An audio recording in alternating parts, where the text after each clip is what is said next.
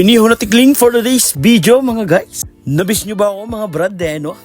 Ngayong araw nga mga guys no? Lulutuin natin tong nahuli ni kumpare na tikling.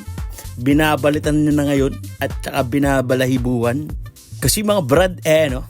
Eto nga pala ang ating menu for today's video. Eto nga pala guys no? Eto nga pala yung nakuha ni kumpare kagabi. Eto siya.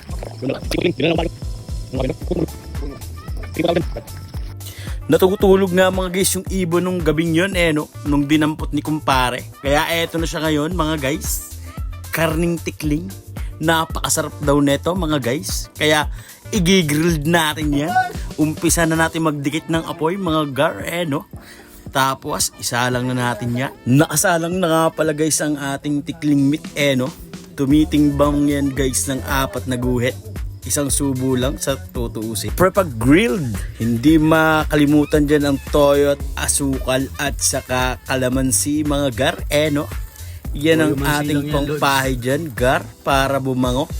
Naaalala nyo ba ang amoy ng mang inasal? Hindi siya kaamoy nito mga gar no? Kasi mas mabango pa ito sa mang inasal mga gar. Kaya pag may nakita kayong mga tikling no mga gar, pwede siyang kainin mga gar. Available siya sa ating forest. Kaya thank you Lord no sa iyong biyaya kasi hindi namin inaasahan tong pagkain na to mga gar no. Bigay ito siya ni Lord kasi hindi namin siya hinuli. Pero nagpakita siya mga gar no.